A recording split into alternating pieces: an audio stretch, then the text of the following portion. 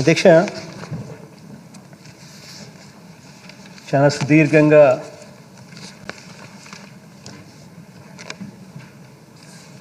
రాజా వివరణ ఇచ్చాడు. ఎటువంటి పరిస్థితుల్లో 3 రాజధానుల నిర్ణయం వచ్చింది,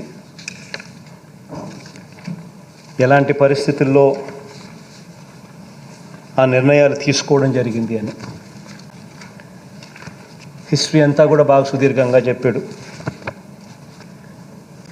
1953 నుంచి 1956 దాకా ఆంధ్ర రాష్ట్రానికి రాజధానిగా కర్నూలు ఉండేది. ఆ రోజుల్లో గుంటూరులో హైకోర్టు ఉండేది.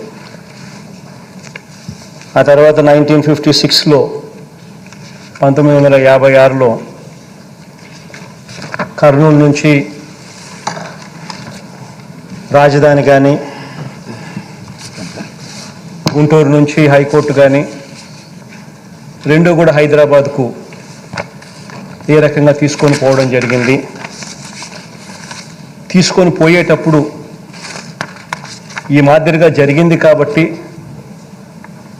అక్కడ ప్రజలకు వాళ్ళ ఆకాంక్షలను పరిగణలోకి తీసుకొని శ్రీబాగ్ ఒడంబడిక శ్రీబాగ్ ఒప్పందాలు అవన్నీ కూడా చేసి రకరకాలుగా ఆ రోజుల్లో రాయలసీమకు న్యాయం చేస్తామని కూడా ఏ రకంగా చెప్పడం జరిగింది. ఇవన్నీ కూడా చాలా సుదీర్ఘంగా జరిగిన తన ప్రస్తావనలో రాజా వివరించడం కూడా జరిగింది. ఆ తర్వాత కూడా ఇక్కడ ఈ ప్రాంతంలో రాజధాని పెట్టడానికి గత ప్రభుత్వం చంద్రబాబు నాయుడు గారి హయాంలో నిర్ణయం తీసుకోవడం, ఆ నిర్ణయం అప్పట్లో కాంట్రవర్షియల్ అని తెలుసు. అప్పట్లో అన్ని రకాలుగా శ్రీకృష్ణ కమిటీ నివేదికను ఉల్లంఘించి చేసింది అని కూడా తెలుసు. అయినా కూడా తాను ఇక్కడ 50,000 ఎకరాల్లో రాజధాని నిర్మించాలని చెప్పి గత ప్రభుత్వంలో చంద్రబాబు నాయుడు గారు అప్పట్లో నిర్ణయం తీసుకోవడం జరిగింది. అధ్యక్ష, నిర్ణయం తీసుకోవడం వల్ల ఈ రోజుకి కూడా నేను చెప్తా ఉన్నా అధ్యక్ష, ఈ ప్రాంతం అంటే నా ఇల్లు ఇక్కడే ఉంది. ఈ ప్రాంతం అంటే నాకు ఎటువంటి వ్యతిరేకత లేదు. నా ఇల్లు ఇక్కడే ఉంది. ఇన్ఫ్యాక్ట్ ఈ ప్రాంతం అంటే నాకు ప్రేమ కూడా. కానీ ఒక్కటి ఆలోచన చేయాలి అధ్యక్ష, ఇక్కడ ఈ ప్రాంతంలో నీదర్ ఇస్ దిస్ ప్రాంతం అటు విజయవాడ కాదు, అటు గుంటూరు కాదు. ఇక్కడ నుంచి గుంటూరు చూసుకున్న 40 కిలోమీటర్లు, విజయవాడ చూసుకున్న దాదాపుగా మరో 40 కిలోమీటర్లు. ఇక్కడ ఉట్టి బేసిక్ ఇన్ఫ్రాస్ట్రక్చర్, నేను ఇంకేమీ మాట్లాడడంలో, రోడ్లు, కరెంటు, డ్రైనేజు, ఇటువంటి బేసిక్ ఇన్ఫ్రాస్ట్రక్చర్ ఎస్టాబ్లిష్ చేయడానికి మాత్రమే అయ్యే ఖర్చు వీళ్ళ లెక్కల ప్రకారమే, గత ప్రభుత్వపు లెక్కల ప్రకారమే ఎకరాకు 2 కోట్ల రూపాయలు అని చెప్పి లెక్కేశారు. 50,000 ఎకరాలు ఇంటూ 2 కోట్లు అంటే 1,00,000 కోట్ల రూపాయలు అని చెప్పి లెక్కేశారు అధ్యక్ష. 1,00,000 కోట్లు అనేది ఈరోజు లెక్కల ప్రకారం ఒక 10 ఏళ్ళు పోతే ఇది కట్టడానికి, ఆ 1,00,000 కోట్లు తేవడానికి, తెచ్చి పెట్టడానికి 10 ఏళ్ళు పడుతుందో ఇంకా 20 ఏళ్ళు పడుతుందో తెలియదు. కానీ ఒక 10 ఏళ్ళు పోతే ఈ 1,00,000 కోట్లు దాని విలువ ఎంత అవుతుంది అధ్యక్ష? 10 ఏళ్ళు పోతే ఇదే 1,00,000 కోట్లు ఈ రోజు అయ్యే ఖర్చు 10 ఏళ్ళు పోతే అది 6,00,000 కోట్లు 7,00,000 కోట్లు అవుతుంది. అంటే కనీసం మన దగ్గర ఉన్న డబ్బుతో కనీసం మనం రోడ్లు వేసుకోవడానికి, డ్రైనేజీలు వేసుకునేదానికి, కరెంట్ ఇచ్చేదానికి కూడా మన దగ్గర డబ్బులు లేని పరిస్థితిలో మనం ఉంటే ఇక్కడ రాజధాని అనే ఊహా చిత్రం సాధ్యమవుతుందా? ఈ రకంగా ప్రజలను మిస్లీడ్ చేయడం ధర్మమేనా? అసలు మనకు అంటూ, మన పిల్లలకంటూ ఏదైనా ఒక ఉద్యోగాలు వచ్చే ఒక పరిస్థితి, ఒక సిటీ, ఒక ఎస్టాబ్లిష్మెంట్ అనేది ఎప్పటికి వస్తుంది? చదువుకున్న మన పిల్లలు ఉద్యోగాల కోసం ఎప్పుడూ కూడా పెద్ద నగరాలైన హైదరాబాద్కో, లేకపోతే పెద్ద నగరాలైన బెంగళూరుకో, లేకపోతే పెద్ద నగరాలైన చెన్నైకో, ఇటువంటి నగరాలకు వెళ్ళాల్సిందేనా? ఎప్పటికీ మనకు మార్పు ఉండదా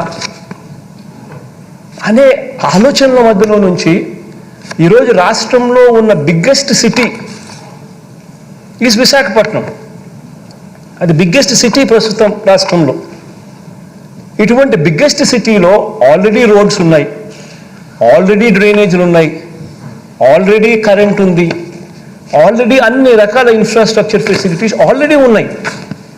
ఇక దానికి మీద కొద్దిగా సుందరీకరణ మీదనో, కొద్దిగా వసతుల మీదనో, ఫెసిలిటీస్ మీదనో కాస్త వాల్యూ అడిషన్ చేస్తే చాలు, ఆ నగరం అన్నది కనీసం ఈ రోజు కాకపోయినా ఒక 5 ఏళ్లకో 10 ఏళ్లకో ఖచ్చితంగా హైదరాబాద్ వంటి పెద్ద నగరాలతో పోటీ పడే పరిస్థితి ఖచ్చితంగా ఉంటుంది. అధ్యక్ష, ఇది వాస్తవమైన పరిస్థితి అధ్యక్ష. ఇటువంటి వాస్తవాలను గుర్తెరిగే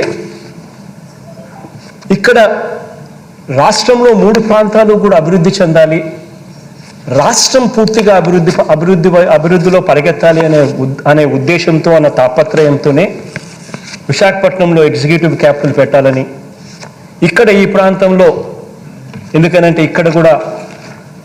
ఇక్కడ ఆకాంక్షలు కూడా ఉన్నాయి కాబట్టి ఇక్కడ ఈ ప్రాంతంలో లెజిస్లేటివ్ క్యాపిటల్ ఇక్కడ పెట్టాలని, కర్నూలులో ఇంతకుముందు 1953 నుంచి 1956 దాకా కర్నూలు ఆంధ్ర రాష్ట్రానికి క్యాపిటల్, అటువంటి క్యాపిటల్ని అక్కడి నుంచి షిఫ్ట్ చేశాం.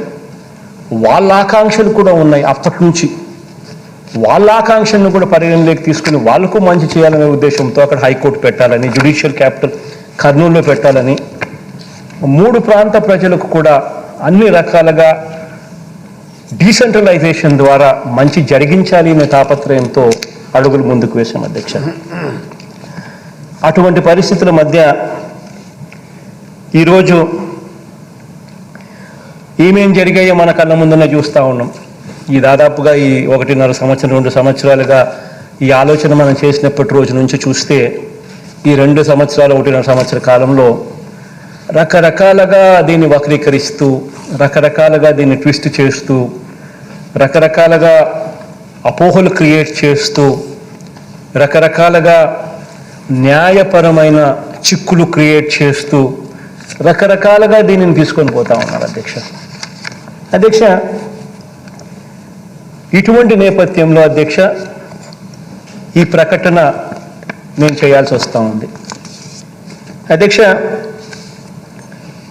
రాజధానుల వికేంద్రీకరణ బిల్లు ఆమోదం పొందిన వెంటనే 3 ప్రాంతాలకు న్యాయం చేసేలా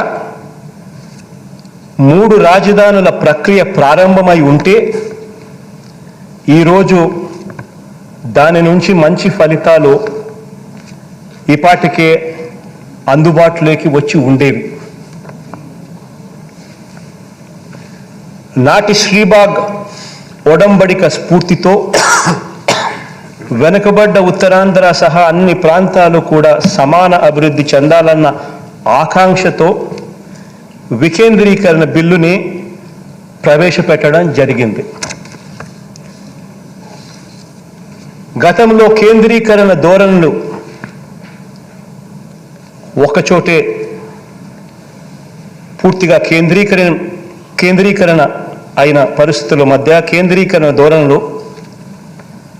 ప్రజలు ఎంతగా వ్యతిరేకించారో 2019 సార్వత్రిక ఎన్నికల్లో ప్రజలు ఇచ్చిన తీర్పు ద్వారా ప్రస్ఫుటంగా వ్యక్తమైంది. మరోసారి హైదరాబాద్ లాంటి ఒక సూపర్ క్యాపిటల్ మోడల్ వద్దని, అటువంటి చారిత్రక తప్పిదాన్ని ప్రభుత్వం పాల్పడరాదని ప్రజల తీర్పు స్పష్టం చేసింది. కాబట్టే వికేంద్రీకరణ సరైన విధానం అన్నది బలంగా నమ్మి అడుగులు ముందుకు వేశాం అధ్యక్ష. అన్ని ప్రాంతాలు, అన్ని కులాలు, అన్ని మతాలు, వీరందరి ఆశలు, ఆకాంక్షలు ప్రభుత్వం పరిగణనలోకి తీసుకుంది కాబట్టే, వాటిని ఆవిష్కరించింది కాబట్టే మన ప్రభుత్వాన్ని గడిచిన ఈ 2.5 సంవత్సర కాలంలో జరిగిన ఏ ఎన్నికలను తీసుకున్నా కూడా ప్రజలు మనసారా దీవిస్తూ వచ్చారు ఈ ప్రభుత్వాన్ని.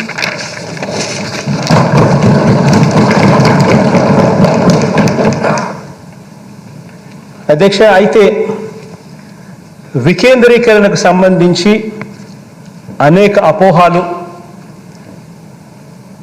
అనేక అనుమానాలు, అనేక కోర్టు కేసులు, న్యాయపరమైన వివాదాలు, దుష్ప్రచారాలు, ఇలా ఈ 2 ఏళ్ల కాలంలో వీటినే ప్రచారాలు చేశారు అధ్యక్ష. అందరికీ న్యాయం చేయాలన్న ప్రభుత్వ సదుద్దేశాన్ని పక్కన పెట్టి కొందరికి అన్యాయం జరుగుతుందన్న వాదనను కూడా కొంతమంది ముందుకు తోయడం కూడా మనం అంతా కూడా మన కళ్ళతో చూసాం. అధ్యక్ష, ఇటువంటి బ్యాక్గ్రౌండ్లో, ఈ నేపథ్యంలో వికేంద్రీకరణ అవసరాన్ని, 3 రాజధానులకు సంబంధించిన బిల్లులోని ప్రభుత్వ సదుద్దేశాన్ని విపులంగా వివరించేందుకు, చట్టపరంగా కానీ న్యాయపరంగా కానీ అన్ని సమాధానాలను బిల్లులోనే పొందుపరిచేందుకు, బిల్లుల్ని మరింత మెరుగుపరిచేందుకు, అన్ని ప్రాంతాలకు అందరికీ విస్తృతంగా వివరించేందుకు,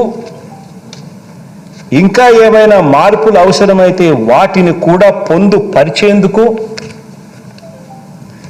ఇంతకు ముందు ప్రవేశపెట్టిన బిల్లును ప్రభుత్వం వెనక్కి తీసుకుని ఇంతకు ముందు చెప్పిన అన్ని అంశాలను పరిగణలోకి తీసుకుని మళ్ళీ పూర్తి సమగ్రమైన మెరుగైన బిల్లుతో సభ ముందుకు వస్తుంది.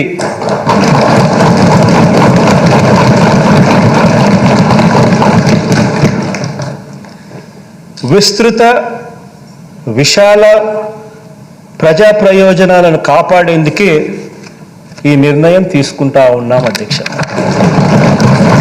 థ్యాంక్ యూ అధ్యక్ష.